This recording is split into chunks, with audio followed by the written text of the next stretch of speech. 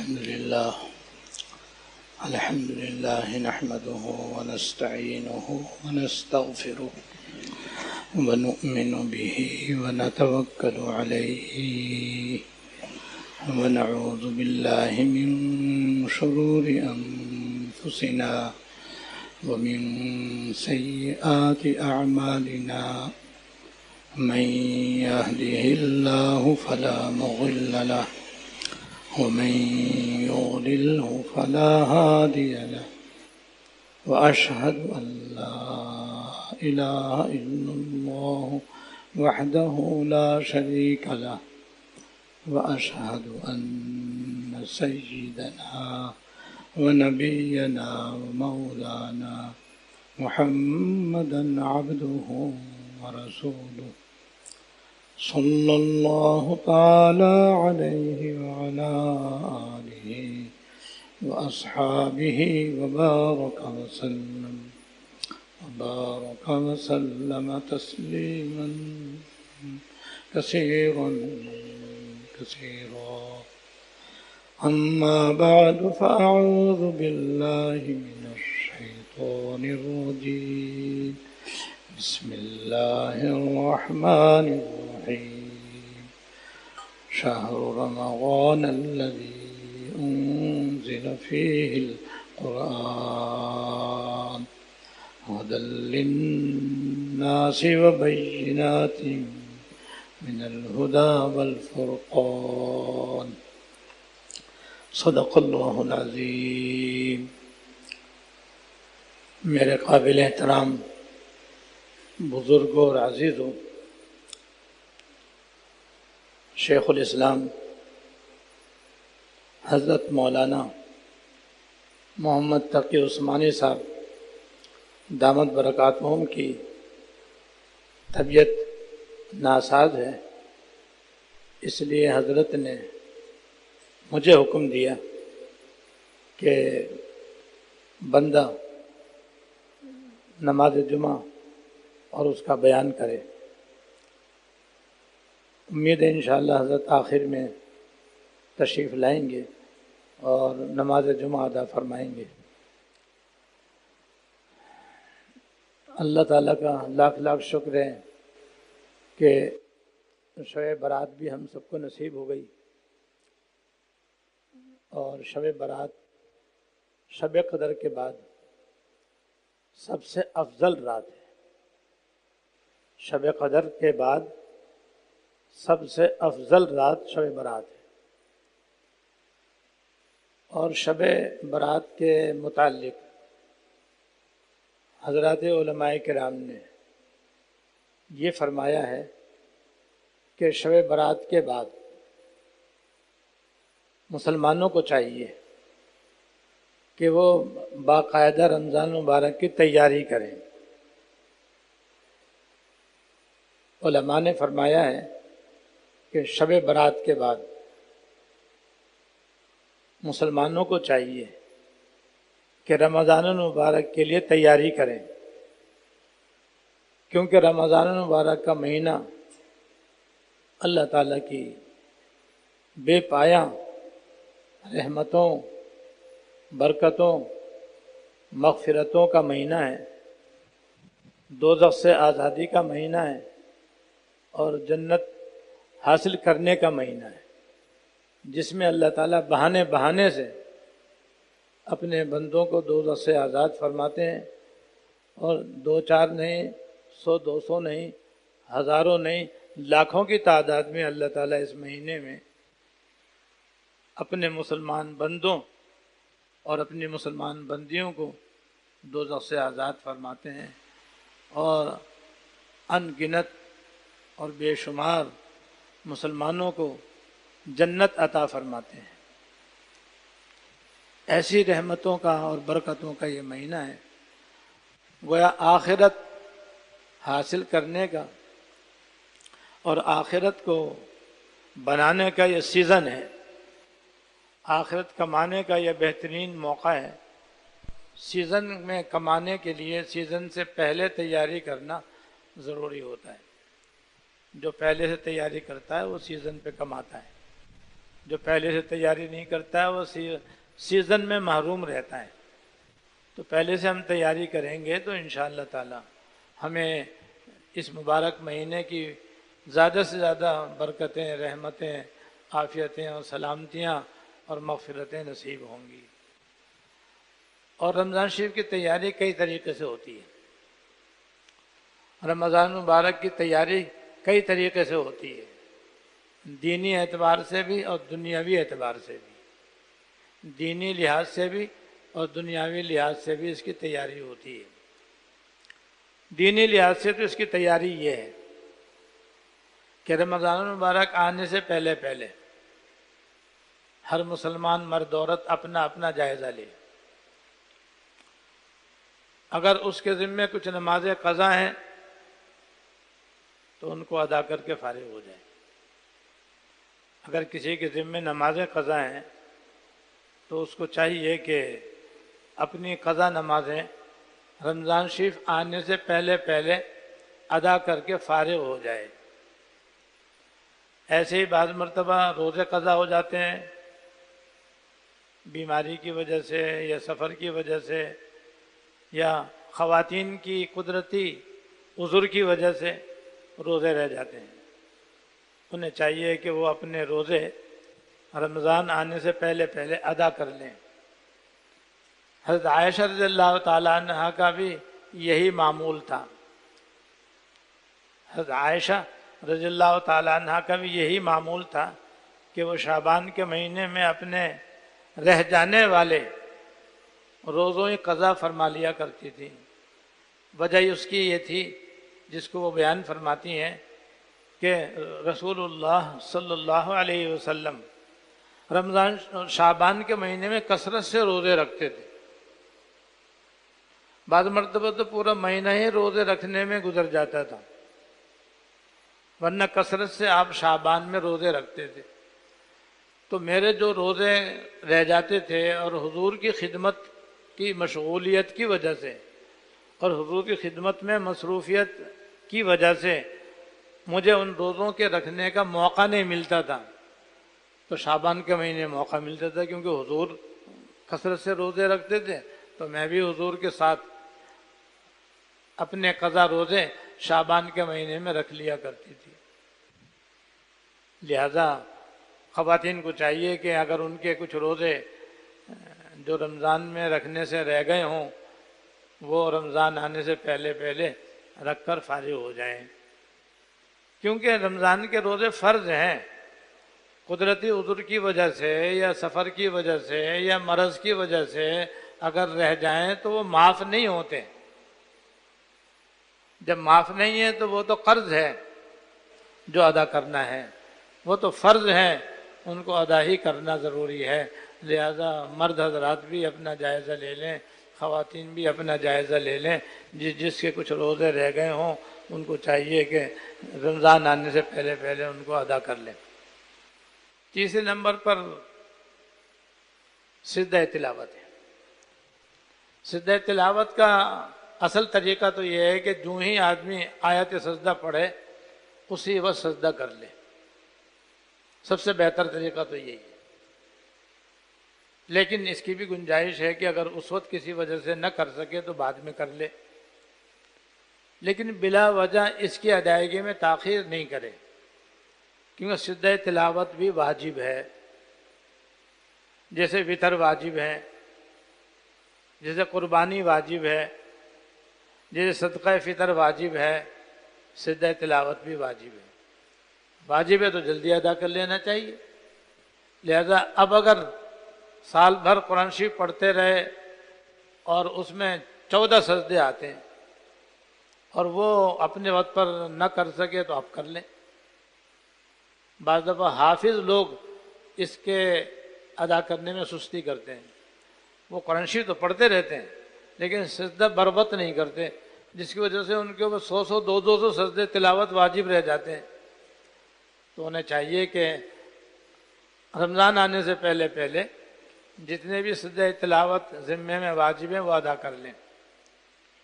چوتھے نمبر پر منت ہے۔ کسی نے منت مانی کہ اگر میرا فلانا کام ہو گیا تو تو میں 10 رکعت نفل پڑھوں گا، یا میرا فلانا کام ہو گیا تو میں 2 روزے رکھوں گا، اگر فلانا کام ہو گیا تو میں 100 روپے خیرات کروں گا. اسے کہتے ہیں نظر، اسے کہتے ہیں منت. جب منت پوری ہو جائے تو اس کا پورا کرنا واجب ہو جاتا ہے. یعنی بیمار اچھا ہو گیا، سفر کامیاب ہو گیا، جس پر منت مانی تھی تو اب روزے کی منت مانی تو روزہ رکھنا واجب، صدقہ کرنا منت مانا تھا تو صدقہ واجب، نماز پڑھنے کی منت مانی تو نماز پڑھنا واجب، تو یہ بھی واجب ہے. رمضان شریف سے پہلے اگر کسی نے منت مانی ہو اور اس کی منت پوری ہو گئی ہو، یعنی اس کا ادا کرنا واجب ہو، تو ادا کر لے. اس طرح سے دینی اعتبار سے جو جو فرائض ہیں اور جو جو واجبات ہیں جو باقی رہ گئے ہیں اور اب تک ادا نہیں کیے، ان کو ادا کر لینا چاہیے. یہ دینی اعتبار سے تیاری. دینی اعتبار سے ایک اور زبردست تیاری ہے جس کی طرف بہت کم توجہ دی جاتی ہے، اور وہ یہ ہے کہ آج ہی سے اگلے پچھلے چھوٹے بڑے خفیہ علانیہ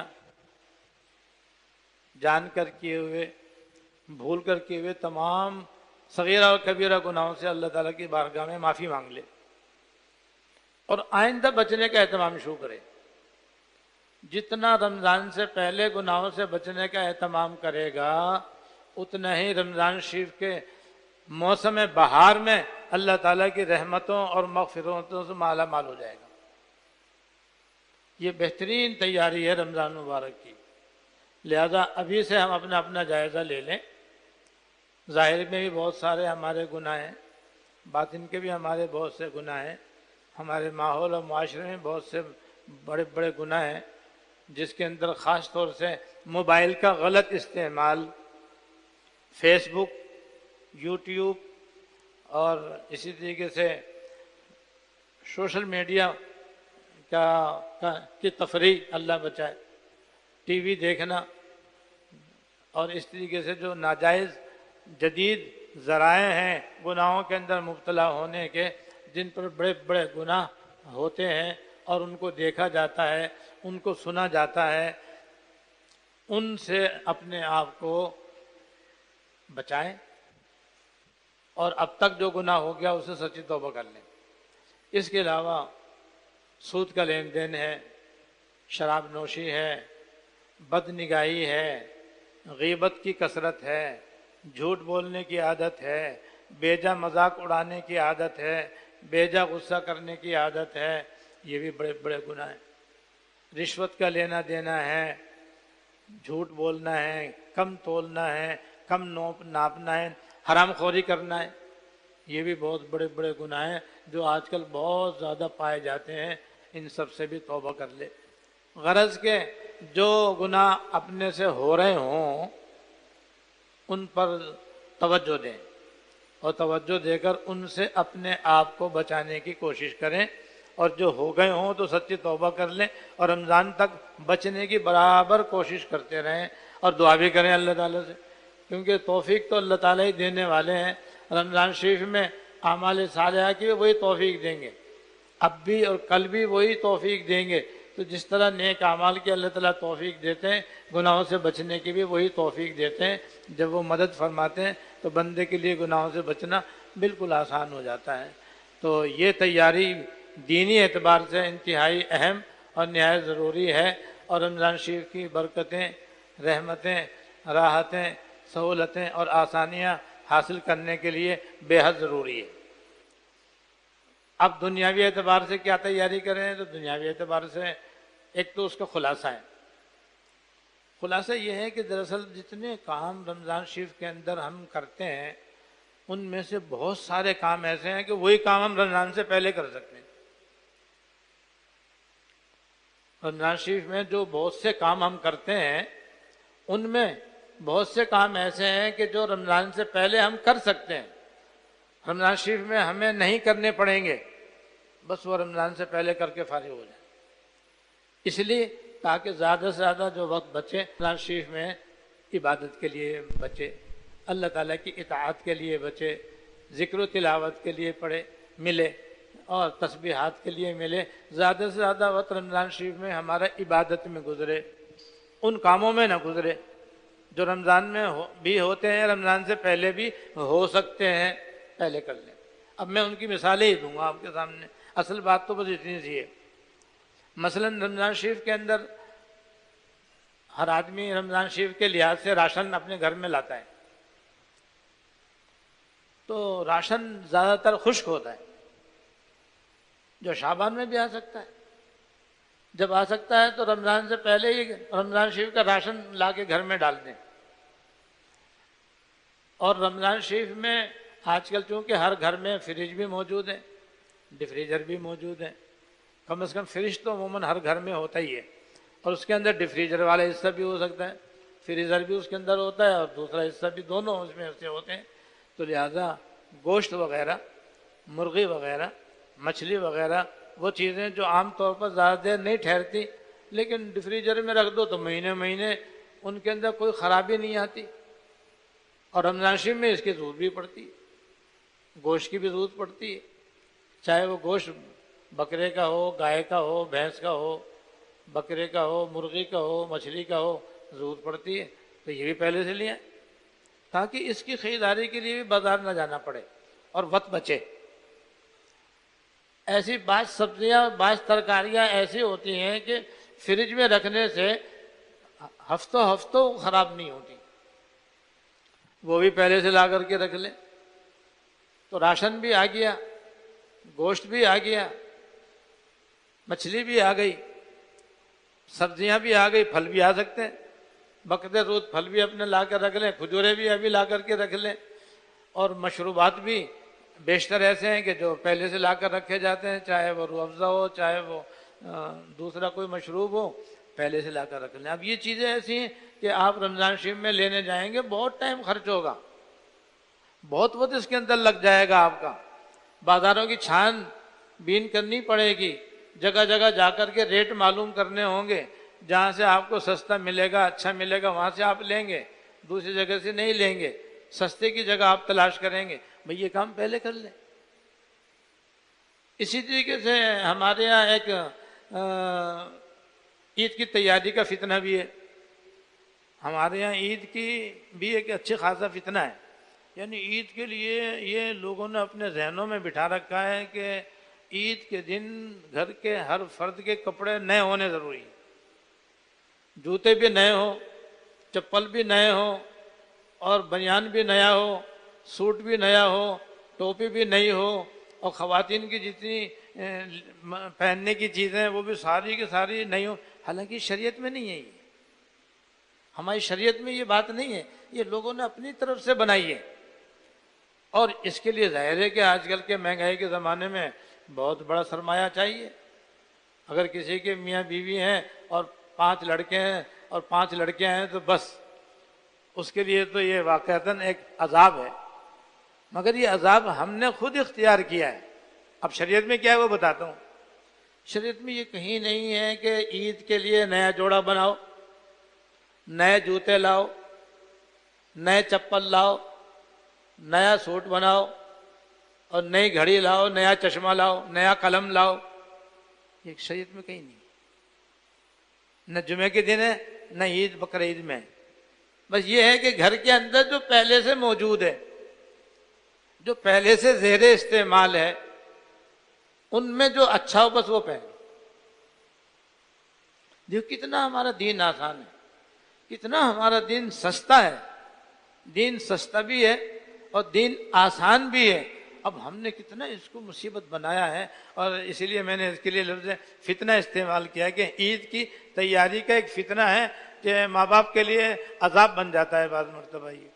لہٰذا جو گھر کے اندر موجود ہیں، پہلے سے آپ کے کپڑے ہیں، اب موسم گرما شروع ہو گیا، سب کے پاس گرمی کے کپڑے موجود ہیں، خواتین کے پاس بھی موجود ہیں، مردوں کے پاس بھی موجود ہیں، بچوں کے پاس بھی موجود ہیں، بچیوں کے پاس بھی موجود ہیں، جوتے بھی ہیں، چپل بھی ہیں، رومال بھی ہے، ٹوپی بھی ہے، ساری چیزیں ہیں نا۔ بس اسی میں سے جو اچھا ہو بس وہ عید کے دن آدمی استعمال کر لے، کسی قسم کے پریشان ہونے کی ضرورت نہیں کہ عید ہو، اب عید آ رہی ہے تو کیا لائیں، کہاں سے لائیں، کیسے لائیں، پیسے اتنے ہیں نہیں، تنخواہ اتنی ہے نہیں، آمدنی اتنی ہے نہیں، نئی چیز گھر والوں کے لیے کہاں سے لائیں؟ تو بھئی اس کی فکر میں پڑنے کی ضرورت نہیں۔ لیکن اگر کسی کو اللہ تعالیٰ نے استطاعت دی ہے اور کسی کے اندر مالی طور پر اس کی استطاعت ہے تو منع بھی نہیں ہے، جائز ہے۔ اگر وہ چاہے اپنا دل خوش کرنے کے لیے اور اپنے گھر والوں کے لیے نئے کپڑے وغیرہ بنانا چاہے تو منع بھی نہیں ہے، واجب نہیں ہے، ضروری نہیں ہے، اختیاری ہے، وہ بھی استطاعت کے ساتھ۔ تو یہ کام بھی رمضان سے پہلے پہلے کر لیں۔ بعض لوگ اللہ بچائے یہ کام اس وقت کرتے ہیں جب چاند رات ہوتی ہے، جوتا لینے جائیں گے چاند رات کو، ٹوپی لینے جائیں گے چاند رات کو، تمام عید کے دن جو چیزیں استعمال کرنی ہے سوائے سلائی کے کپڑے کے، اب تو سلے سلائے کپڑے بھی ملتے ہیں، لہذا سلے سلائے کپڑا اور سوٹ لینے کے لیے بھی چاند رات کو جائیں گے۔ اکثر رات کا حصہ اسی میں کالا ہو جاتا ہے اور مبارک رات ضائع ہو جاتی ہے۔ حالانکہ عید الفطر کی رات بھی مبارک راتوں میں سے ایک رات ہے جس کے اندر عبادت کرنے کا ثواب عظیم ہے اور بڑی فضیلت ہے، لیکن وہ بھی بازار کی نظر ہو جاتی ہے۔ لہذا رمضان کی راتوں میں یا رمضان کے دنوں میں اس کام کو کرنے کے بجائے رمضان سے پہلے پہلے کر کے فارغ ہو جائیں، تاکہ رمضان شریف بالکل فراغت کے ساتھ ہمیں نصیب ہو اور ہمارے پاس زیادہ سے زیادہ وقت بچے رمضان شریف کی قدر کرنے کے لیے، رمضان شریف میں زیادہ سے زیادہ عبادت میں لگنے کے لیے۔ اس طرح سے ہم رمضان کی پہلے سے تیاری شروع کریں۔ اور نیز رمضان شریف میں بھی ایک کوتاہی ہوتی ہے جس کی طرف ابھی سے متوجہ کرنا بہتر ہے کہ عام طور پر خواتین عصر کے بعد افطاری کی تیاری شروع کرتی ہیں اور سورج ڈوبنے تک ان کی تیاری جاری رہتی ہے۔ پھر پہلے افطاری بنانا اور پھر افطاری تقسیم کرنا، پھر افطاری گھر والوں کے لیے لگانا، یہ 3 مرحلے ہوتے ہیں۔ اسی میں تقریباً یہ سارا وقت قربان ہو جاتا ہے۔ فی نفسی تو جائز ہے، یہ کوئی ناجائز کام نہیں ہے، لیکن ثواب سے محرومی کا ذریعہ ہے۔ یہی کام جو رمضان شریف میں ظہر کے بعد بھی ہو سکتا ہے، ہر چیز بنا کر کے فریج میں رکھ دیں اور پھر افطاری کے وقت نکال کر بھیجنا ہو بھیج دیں اور استعمال کرنی ہو تو اپنے گھر میں لگا لیں۔ یہ کام پہلے بھی ہو سکتا ہے۔ وجہ یہ کہ افطار کا وقت جو ہوتا ہے رمضان شریف میں بڑا قیمتی ہوتا ہے۔ رمضان کے فضائل میں ہے کہ اللہ تعالیٰ روزانہ افطار کے وقت 10 لاکھ آدمی دوزخ سے آزاد فرماتے ہیں، اور رمضان میں روزے دار کی دعا رد نہیں ہوتی، تو یہ وقت دعا میں لگنے کا ہوتا ہے۔ تو ہمارے بزرگوں کا طریقہ یہ تھا، ہمارے بزرگوں کا طریقہ یہ تھا کہ عصر کی نماز کے بعد بعض مسجد میں بعض گھروں میں بس تلاوت میں اور تسبیحات میں مشغول، اس کے بعد جب غروب میں آدھا گھنٹہ یا کچھ کم زیادہ رہ گیا بس پھر دعا میں مشغول ہو جاتے، جس میں خاص طور سے مناجات مقبول، اللہ تعالیٰ سے مانگنے کا 1 منزل 2 منزل مانگتے تھے اور غروب تک دعا میں مشغول رہتے تھے۔ جب غروب ہو گیا تو پھر مختصر سے افطار کر کے مغرب کی نماز پڑھ لی، اس کے بعد پھر آرام سے افطار کر لی۔ یہ طریقہ ہمیں اپنانا چاہیے، یہ طریقہ بہترین ہے۔ اس میں افطاری بھی آرام سے وقت پر ہوتی ہے اور کھانا اس کے بعد ہو جاتا ہے، نماز اپنے وقت پر ہو جاتی ہے، تو اس سے ہم رمضان شریف سے زیادہ فائدہ اٹھا سکتے ہیں اور اس کی فضیلتیں زیادہ سے زیادہ حاصل کر سکتے ہیں۔ رمضان شریف کے فضائل میں سے بس ایک روایت میں آپ کو سنا دیتا ہوں، جس سے معلوم ہوگا آپ کو کہ یہ مہینہ کس قدر فضیلتوں کا مہینہ ہے، رحمتوں کا مہینہ ہے، برکتوں کا مہینہ ہے، اجر و ثواب کے حاصل ہونے کا مہینہ ہے۔ یہ روایت حضرت ابو سعید خدری رضی اللہ تعالیٰ عنہ سے مروی ہے۔ حضرت ابو سعید خدری رضی اللہ تعالیٰ عنہ فرماتے ہیں کہ رسالت مآب صلی اللہ علیہ وسلم نے رمضان شریف کے بارے میں فرمایا کہ جب رمضان شریف کا پہلی رات ہوتی ہے تو آسمانوں کے دروازے کھول دیے جاتے ہیں اور ان میں سے کوئی دروازہ بھی رمضان شریف کے اخیر تک بند نہیں ہوتا۔ جب رمضان شریف شروع ہوتا ہے آسمان کے دروازے کھول دیے جاتے ہیں آسمان کے دروازے کھولنے کا مطلب یہ کہ بندوں کے اعمال قبول کرنے کے لیے اللہ تعالیٰ کی بارگاہ میں دن رات پیش ہوتے ہیں اور اللہ تعالیٰ قبول فرماتے ہیں۔ تو رات دن بندوں کے اعمال قبول کرنے کے لیے آسمانوں کے دروازے کھول دیے جاتے ہیں، جو سارے رمضان کھلے رہتے ہیں، کسی دن بھی رمضان ختم ہونے سے پہلے بند نہیں ہوتے۔ اور نیز جب رمضان میں روزہ رکھنے والا پہلا سجدہ رمضان شریف میں رمضان میں جب کوئی سے پہلا روزہ رکھتا ہے، اس کے پچھلے سارے گناہ معاف کر دیے جاتے ہیں، پچھلے سارے گناہ اللہ تعالیٰ اس کے معاف کر دیتے ہیں۔ اور جب وہ اللہ تعالیٰ کے حضور کوئی سجدہ ادا کرتا ہے تو ہر سجدے کے بدلے اس کو 1500 نیکیاں اللہ تعالیٰ عطا فرماتے ہیں، ہر سجدے کے بدلے 1500 نیکیاں اللہ تعالیٰ اس کو عطا فرماتے ہیں۔ اور اس کے لیے جنت میں ایک سرخ رنگ کے یاقوت کا محل بنا دیتے ہیں، اور اس کے لیے جنت میں سرخ رنگ کے یاقوت کا ایک محل تیار کر دیتے ہیں جس کے 60,000 دروازے ہوتے ہیں، جس کے 60,000 دروازے ہوتے ہیں، اور ہر دروازے سے جب اندر داخل ہوں گے تو ایک سونے کا محل ہوگا جس کے اندر یاقوت کے پھول پتیاں بنی ہوئی ہوں گی۔ تو کہ 60,000 ہی سونے کے محل بھی ہوں گے۔ بڑے محل کے دروازے سے جب اندر جائیں گے تو اندر ایک سونے کا محل ہوگا جو سرخ رنگ کے یاقوت سے آراستہ ہوگا، تو یہ بھی 60,000 ہوگا۔ اتنا بڑا محل اللہ تعالیٰ اس کو عطا فرمائیں گے۔ اور نیز روزے دار کے لیے صبح سے لے کر شام تک روزانہ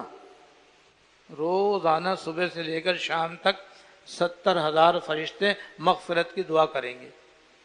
اب آپ جانتے ہیں فرشتوں کی دعا تو قبول ہی قبول ہے، تو ہم تو بلا شبہ خطا کار ہیں، گنہگار ہیں، سیاکار ہیں، فرشتوں کی دعاؤں کے بے حد محتاج ہیں۔ لہذا یہ ایسا برکتوں والا مہینہ آ رہا ہے کہ اس کے اندر اللہ تعالیٰ ایک سجدے کے بدلے میں یاقوت کا محل، 70,000 فرشتے روزے دار کے لیے صبح شام تک مغفرت کی دعا کریں گے، اور نیز ہر سجدے کے بدلے، چاہے وہ روزے دار دن میں کرے یا رات میں کرے، ہر سجدے کے بدلے اللہ تعالیٰ جنت میں اس کو ایسا درخت عطا فرمائیں گے جس کے نیچے سے سوار 500 سال میں جا کر کے پار ہوگا۔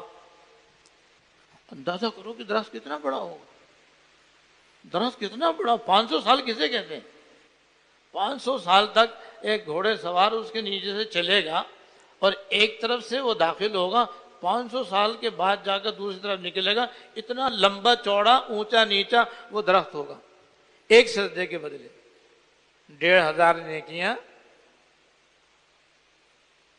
یاقوت کا ایک محل، محل کے ہر دروازے کے اندر سونے کا ایک محل، اور نیز روزے دار کے لیے صبح شام تک 70,000 فرشتوں کی مغفرت کی دعا، اور ہر سجدے کے بدلے ایک اتنا لمبا چوڑا درخت کہ جس کی مسافت 500 سال کی مسافت کے برابر ہے، روزے دار کو اللہ تعالیٰ عطا فرمائیں گے۔ یہ ہے رمضان شریف کا مہینہ، ایسی برکتوں والا مہینہ آ رہا ہے، ایسی رحمتوں کا مہینہ آ رہا ہے۔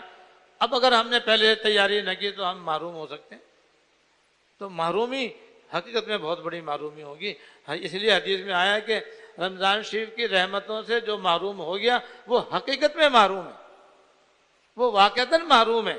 لہذا خدا کے لیے ہم سب اس محرومی سے اپنے آپ کو بچائیں۔ اس کے لیے میں نے یہ عرض کیا ہے کہ رمضان شریف کی پہلے سے تیاری کریں، دینی اعتبار سے بھی تیاری کریں، دنیاوی اعتبار سے بھی تیاری کریں، تاکہ جب رمضان شریف کا مہینہ شروع ہو تو ہم ذہنی طور پر بھی فارغ ہوں اور پوری توجہ دھیان سے رمضان کا استقبال کریں، اور پہلے ہی رمضان شریف کے رحمت کے جھونکے سے ہماری مغفرت ہو جائے اور بخشش ہو جائے، اور ہمیں رمضان شریف کے فضائل حاصل ہو جائیں۔ رمضان شریف میں 4 خاص عبادتیں ہیں۔ نمبر 1، اللہ تعالیٰ نے ایک شب قدر رکھی ہے رمضان شریف میں، جس میں عبادت کا ثواب 1000 مہینوں کی عبادت سے بڑھ کر ہے۔ 1000 مہینے میں 30,000 راتیں ہوتی ہیں، تو ایک رات کی عبادت اور ثواب میں 30,000 راتوں کی عبادت سے زیادہ اجر و ثواب اللہ تعالیٰ عطا فرماتے ہیں۔ کتنی بڑی نعمت ہے۔ اور نیز جس نے شب قدر میں عبادت کی اس کے پچھلے سارے گناہ معاف کر دیے جاتے ہیں۔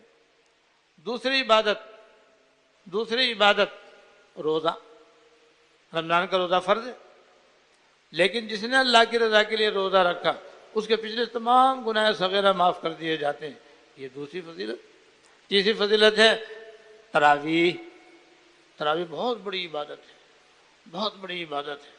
ابھی سے اس کے لیے تیاری کریں کہ ایسی مسجد میں تراویح ادا کریں جہاں تجوید کے ساتھ قرآن شریف پڑھا جائے اور آرام سے تلاوت کی جائے، تو چل میں آیا والی تلاوت نہ ہو، یعلمون تعلمون کے سوا کچھ بھی سمجھ میں نہ آئے۔ خدا کے لیے ایسی مسجد میں نہ جائیں جہاں سے اٹھک بیٹھک ہو، آدھا گھنٹے میں چھٹی، ایسی مسجد میں نہ جائیں۔ ایسی مسجد میں جائیں جہاں آرام سے تجوید سے قرآن شریف سنایا جائے۔ کیوں؟ اس کی بھی یہ فضیلت ہے کہ جو آدمی تراویح ادا کرے گا اس کے پچھلے سارے گناہ صغیرہ معاف ہو جائیں گے۔ اب شب قدر سے بھی پچھلے سارے گناہ معاف، روزے سے بھی پچھلے سارے گناہ معاف، تراویح سے بھی سارے پچھلے گناہ معاف، اور خود ماہ رمضان ایسا ہے کہ اس سے پچھلے سارے گناہ صغیرہ معاف ہو جاتے ہیں۔ تو ایسی برکتوں کا، ایسی رحمتوں کا مہینہ آ رہا ہے، اس لیے پہلے سے پہلے اچھی طرح اس کے لیے تیاری کر لیں تاکہ رمضان شریف ہمیں نصیب ہو۔ آخری بات، اور یہ کہ ابھی سے گڑ گڑا کے دعا بھی کریں کہ اللہ ماہ رمضان نصیب ہو جائے۔ اس لیے حضور سے یہ دعا منقول ہے، اللہم بارک لنا فی رجب و شعبان وبلغنا رمضان۔ یا اللہ ہمیں رجب اور شعبان کے مہینے میں برکت عطا فرما اور ہمیں ماہ رمضان نصیب فرما۔ دعا بھی کریں، اس لیے کہ اس سے پہلے بھی تو انتقال ہو سکتا ہے، اور انتقال ہو گیا تو ایسا جیسے کشتی کنارے پر آئی اور آنے سے پہلے ڈوب گئی۔ تو جیسے یہ افسوس کی بات ہے، ایسے یہ بڑے افسوس کی بات ہوگی کہ رمضان شریف کا مہینہ اتنا قریب آیا اور اس کے بعد پھر انتقال ہو گیا۔ اس لیے یہ دعا کریں کہ اللہ اپنی رحمت سے ہمیں رمضان شریف سے محروم نہ فرمانا۔